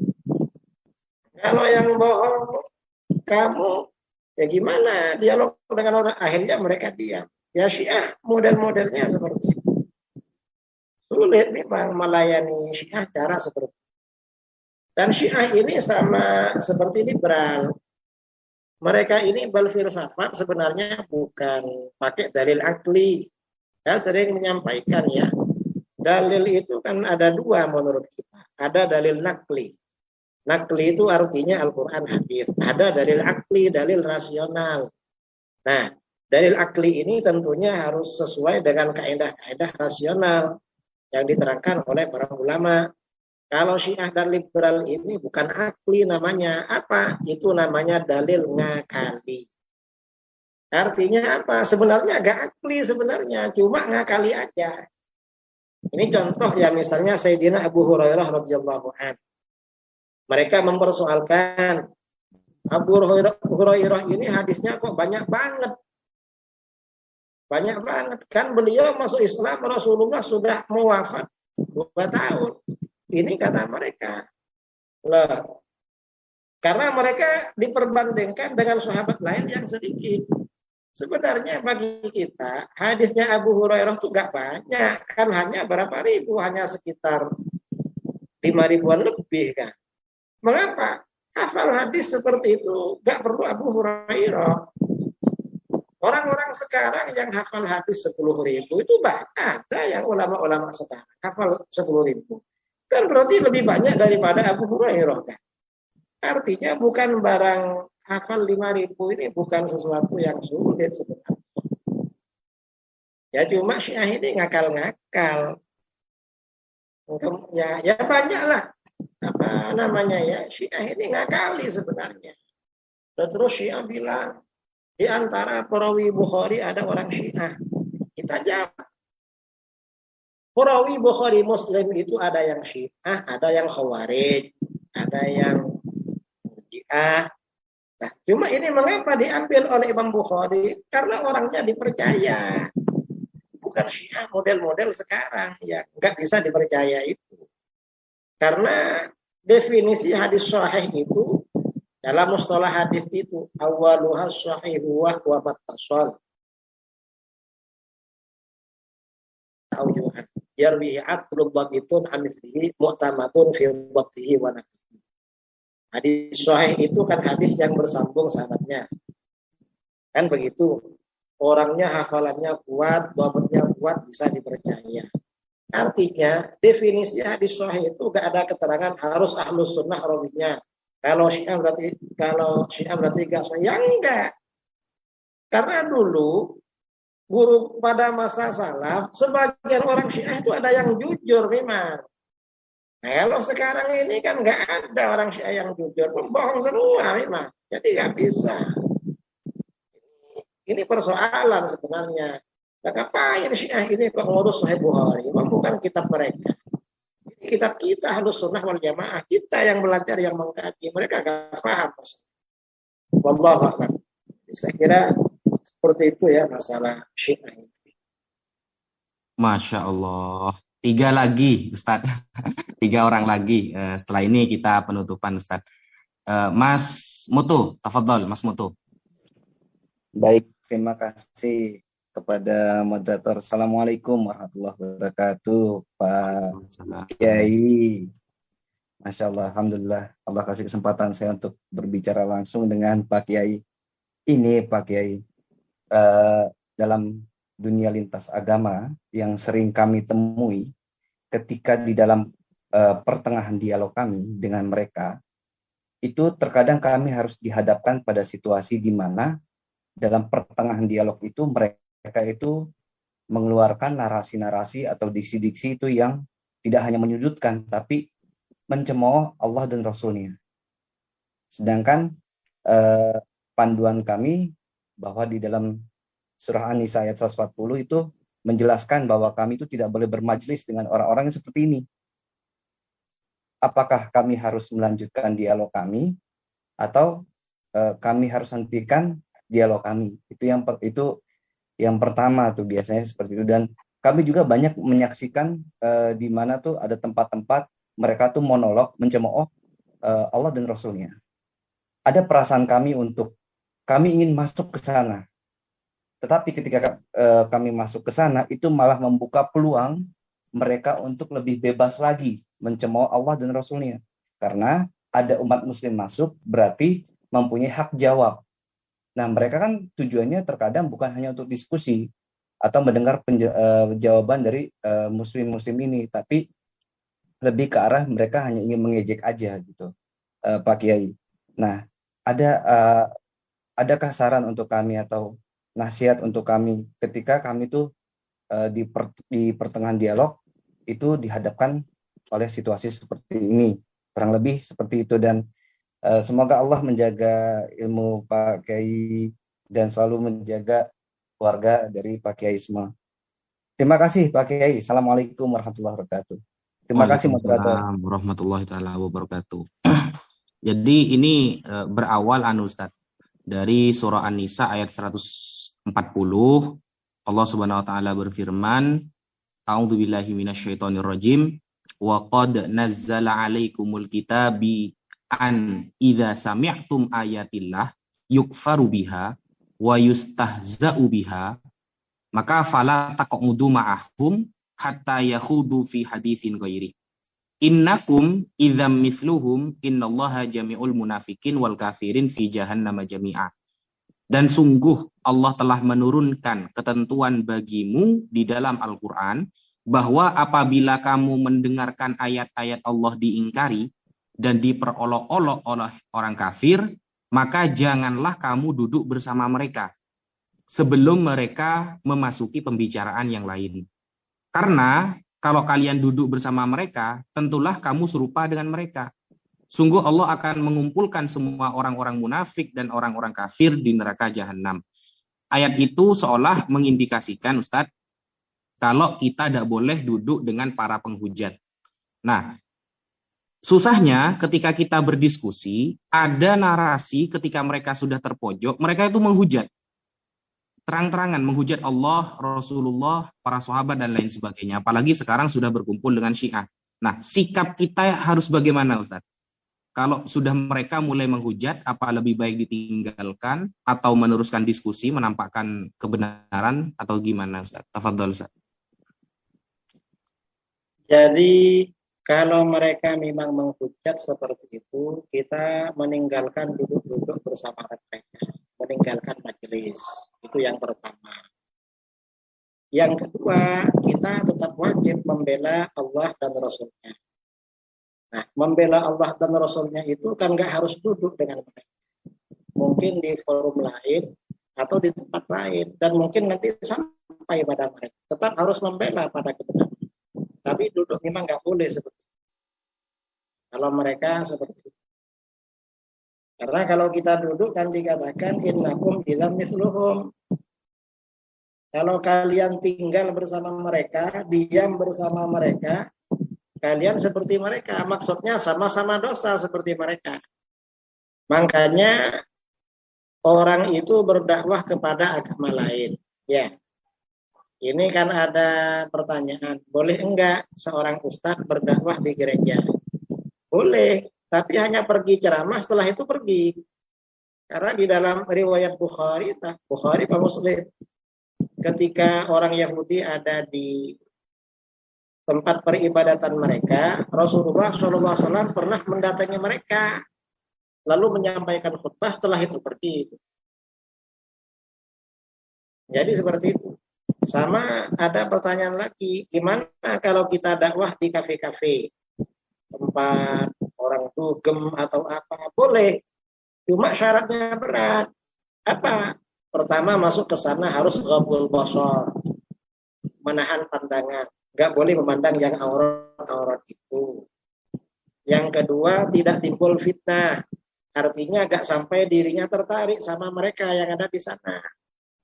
Yang ketiga, ya sampaikan dakwah, setelah itu langsung pergi. Duduk-duduk nggak boleh karena mereka lagi maksiat itu. Jadi begitu memang. Wallahu a'lam. Masya Allah. Jadi jawabannya teman-teman itu menghindar dari para penghujat. Jadi ketika sudah menghujat, kita menghindar, tapi kita tetap membela dan menjawab apa yang dihujatkan kepada agama Islam. Ya. Dua lagi, Ustadz. Tafadhol, Ustadz Ali. Setelah itu Bang Saladin. Assalamualaikum warahmatullahi wabarakatuh. Waalaikumsalam warahmatullahi taala wabarakatuh. Salam takdim Kiai Muhammad Idrus Ramli. Saya Al-Fakir Ali dari Banda Aceh, Nanggro Aceh Darussalam. Masya Allah, ini kesempatan kedua saya bertemu dengan Kiai. Sebelumnya ketika saya mendampingi Tuan Guru Tengku Tubulkaini. Salam dari kami untuk Kiai. Ini berkaitan dengan pertanyaan sebelumnya dari Akhina Moto dan juga Akhina Bang Zuma di Mukaddimah tadi. Kebetulan saya masih sangat junior Pak Kiai, bergabung dalam tim debater Muslim baru 2 bulan terakhir dan mengalami sedikit shock culture ketika saya mengalami atau mendapati hujatan fitnah yang luar biasa kejam terhadap Islam. Ketika saya berada di Timur Tengah dahulu, dialog ilmiah yang terjadi dengan kaum Masihiyun itu sangat santun, penuh dengan ilmu, dan itu bisa kita lakukan sebagaimana firman Allah, wala tujadilu ahlal kitabi illa billati hiya ahsan. Maka yang ingin saya minta kepada Pak Kiai memberikan wejangan kepada kami, termasuk permintaan dari Akhina Bang Zuma. Dalam firman Allah ini, Allah menambahkan istisna illa alladzina zalamu minhum. Maka koridor billati hiya ahsan itu sebenarnya bagaimana Pak Kiai? Dan ketika Allah memberikan istisna illa alladzina zalamu minhum, maka siapa atau bagaimana batasan zalim di antara mereka dari kalangan lawan debat kami tersebut? Mungkin demikian Pak Kiai, agar benar-benar pesan-pesan Islam yang rahmatan lil alamin sebagai tujuan dari debat ataupun dari dakwah kristologi yang kami lakukan bersama teman-teman di sini benar-benar berada dalam koridor Al-Quran dan Sunnah dan sesuai dengan maqasid syariah. Terima kasih Pak Kiai. Assalamualaikum warahmatullahi wabarakatuh. Waalaikumsalam warahmatullahi taala wabarakatuh. Masya Allah, Ustadz Ali. Pertanyaannya itu Ustadz, batasan. Karena di surah Al-Ankabut ayat 46 itu tertulis wala tujadilu ahlal kitab, janganlah kalian berdiskusi dengan kalangan ahli kitab illa billati hiya ahsan, kecuali dengan diskusi yang bagus ilmiah, illa alladzina zalamu minhum, kecuali mereka sudah zalim. Nah, kira-kira batasan mereka zalim sehingga kita bisa keras juga itu gimana Ustaz? Ini pertanyaan dari Ustadz Ali yang sudah pernah ketemu dengan panjenengan dan kayaknya beliau mau menikah dengan wanita Kristen itu Ustaz. Tafadhol Ustaz. Itu surat apa itu? Al-Ankabut 46 Ustaz.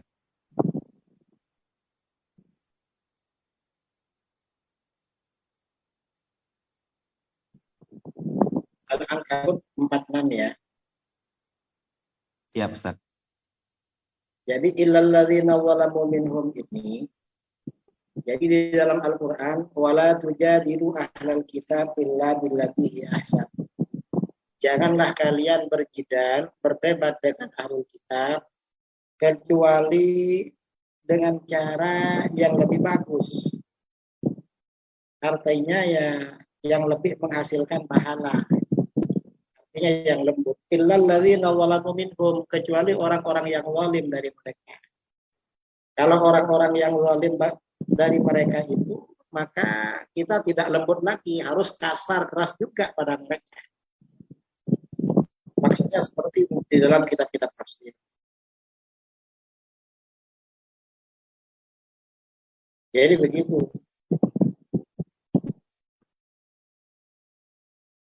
Maka bagaimana kalau sudah begitu? Di dalam kitab-kitab tafsir, kalau seperti itu, maka mujadalahnya pakai pedang itu. Itu masa dulu ya, bukan sekarang. Sekarang yang menghindar. Ya Ustaz. Di kitab-kitab tafsir begitu. Kalau terlalu begitu ya, berarti diajak gelut itu. Diajak mungkar. Tapi dulu, kalau sekarang, tidak ada begitu. Ya menghindar itu seperti dalam ayat yang tadi di surah sebelumnya. Wallahu a'lam. Masya Allah, alhamdulillah. Jadi memang setelah saya baca di tafsir Ustaz, itu ketika mereka sudah parah menghujat itu diperangi. Gitu Ustaz. Jadi untuk cara kita hidup di Indonesia itu ya memang ya menghindar, betul kata jenengan Ustaz, menghindar dan tetap menjelaskan apa yang dihujatkan oleh mereka. Kita pasrahkan kepada yang berwajib. Insya Allah seperti itu Ustaz.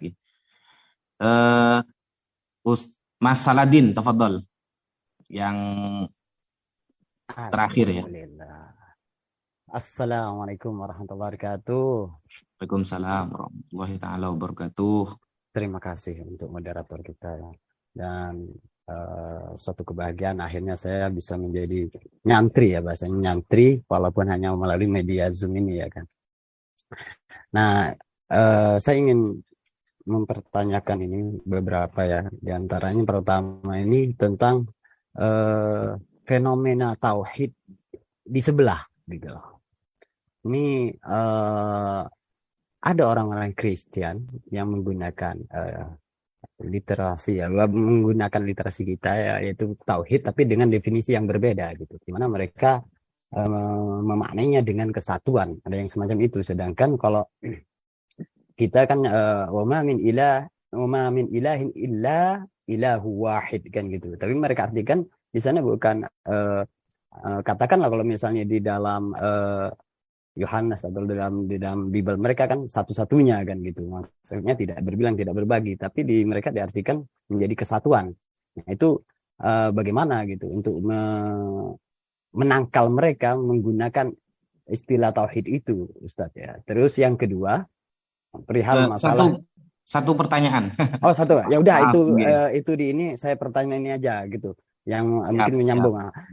Gini Ustaz, yang masalah Kristen yaitu Kristen dengan Nasrani ini bagaimana itu paham Ustaz? Karena kan kalau di dalam Al-Quran di surah At-Taubah kan waqalatil yahudu Uzair bin Allah waqalatil nasara al-masih bin Allah gitu loh. Sedangkan di dalam kekristenan mereka mengatakan Allah itu ya bukan proper name gitu, hanya sebuah gelar gitu. Dan mereka tidak menyembah Allah di situ gitu loh. Jadi apakah Kristen sama dengan Nasrani Dan apakah mereka juga termasuk ahlul kitab? Karena itu akan mempengaruhi nanti ke masalah hukum, bagaimana kita sembelihannya dan sebagainya gitu. Mohon pencerahannya Ustaz Idris. Ya. Syukran. Ini saya satukan Ustaz, jawab pertanyaannya. Yang pertama masalah tauhid. Nah, orang Kristen sekarang memaknai tauhid ini menyatukan gitu Ustaz. Karena dari wahada yuwahidu tauhidan. Kalau kita kan memaknai itu mengesakan Ustaz. Mereka itu menjadi satu. Jadi awalnya ada beberapa, lalu jadi satu, itu bahasa Arabnya tauhid. Itu referensi mereka ya dari Kristen-Kristen Arab Ustaz, begitu. Itu. Kemudian mereka juga sering bernarasi Isa dan Yesus ini gak sama gitu. Beda, ini beda orang. Kalau Isa lahirnya di pohon kurma. Kalau Yesus di kandang domba. Dari ceritanya sudah beda gitu Ustaz. Kemudian di Bible itu kan ada ayah angkat Nabi Isa. Ayah angkat Nabi Isa yang bernama Yusuf. Dan itu tidak pernah dinarasikan oleh Al-Quran memang. Karena waktu itu Siti Maryam difitnah, berzina, sehingga mendatangkan seorang laki-laki yang bernama Yusuf waktu itu. Dan itu tidak pernah dinarasikan oleh Al-Quran. Sehingga mereka berkata Isa dan Yesus beda. Lalu ya ini yang terakhir itu Ustaz, masalah apakah Kristen sekarang ini ahlul kitab? Karena ada dari kalangan kita ini memang berkeyakinan Kristen yang sekarang ini adalah ciptaan Paulus Ustaz. Bukan ajaran dari Nabi Isa. Ciptaan orang yang bernama Paulus. Nah, sehingga dulunya ada istilah Kristen ini. Jadi kayak beda sama Nasrani gitu. Kira-kira gimana Ustaz? Tafadhol. Yang pertama ya. Yang pertama, kalau orang Kristen ketika berdialog dengan kita menggunakan istilah-istilah yang ada di dalam agama, misalnya tauhid. Tauhid kita meyakini keesaan Allah, lalu mereka bilang menjadikan satu, tiga dijadikan satu. Ya gak bisa diterima. Karena tauhid itu istilah di dalam Islam. Dan istilah ini punya maknanya sendiri. Mereka harus mengikuti makna yang ada di dalam Islam. Sama dengan illa ilahu wahid, kecuali Tuhan yang satu. Itu gak bisa diartikan kecuali Tuhan yang disatukan. Itu namanya tidak ikut kaidah bahasa. Karena kaidah bahasa itu sifatnya baku, gak bisa dirubah-rubah begitu. Sama dengan istilah tauhid. Tauhid itu ketika dibicarakan itu bukan menyatukan barang-barang yang berserakan, bukan itu. Karena tauhid dalam arti mengesahkan Allah. Jadi seperti itu. Istilah itu gak bisa dirubah. Gak bisa dirubah istilah itu. Sesuai dengan istilah itu asrul wadnih ya. Asal diletakkan itu konotasi maknanya itu apa. Maka harus itu. Gak bisa bikin makna-makna sendiri dari asrul wadnihnya itu gak bisa. Itu pertanyaan yang pertama. Kemudian pertanyaan yang kedua, apakah Kristen sekarang ini ahlul kitab? Kristen sekarang ini juga masuk ahlul kitab, tapi sudah tidak asli, tidak murni. Mengapa ahlul kitab? Ya karena memang intisabnya kepada Nasrani kan, kepada Kristen, tapi ajarannya sudah jauh berbeda dengan yang dulu. Nah, untuk ahlul kitab yang ada di Indonesia ini, maka bagaimana ahlul kitab yang ada di Indonesia itu bukan ahlul kitab murni. Karenanya perempuan mereka gak bisa dikawini, sembelihan mereka juga tidak halal untuk kita makan. Kan ada kriterianya di dalam kitab-kitab fikih. Orang Yahudi Nasoro yang wanitanya boleh dikawini oleh laki-laki Muslim, itu ahlul kitab di mana leluhurnya masuk ke dalam agama itu sebelum terjadinya sah dulu. Sebelum terjadinya sah dengan agama kita, itu ahlul kitab. Dan itu sembelihannya yang halal. Kalau yang di Indonesia ini kan sudah belakangan. Jadi seperti itu. Kalau ahlul kitabnya ahlul kitab. Masalah pernyataan Kristen bahwa Yesus itu bukan Nabi Isa, itu karena mereka berkelit sebenarnya. mereka mau berkelit, ternyata yang ada di ajaran mereka berbeda dengan apa yang ada di dalam Al-Quran. Dan itu berarti mereka melakukan tahrif itu. Apalagi dibilang ada di kandang. Dibilang ada di kandang itu kan pelecehan kepada seorang nabi, lahirnya di kandang, tidak dijaga oleh Allah. Dan enggak, bukan di kandang seperti itu, kan jelas di dalam Al-Quran. Jadi mereka, karena mereka sudah salah, akhirnya mereka bilang lain, beda berarti. Hal yang enggak, sebenarnya cuma informasi yang ada pada mereka sudah mengalami tahrif. Jadi saya kira itu ya jawaban-jawaban saya dari soalan-soalan tadi. Mudah-mudahan cukup dan memuaskan. Kalau kurang puas ya yang namanya ilmu tidak pernah puas. Dan yang menjadi narasumber juga bukan pakar kristologi. Masya Allah. Ya, cuma dikit-dikit lah. Jadi saya kira itu waktu saya kembalikan kepada moderator. Wallahu a'lam. Masya Allah. Ya, dengan berakhirnya tanya jawab berarti berakhir juga pertemuan kita pada malam hari ini, teman-teman.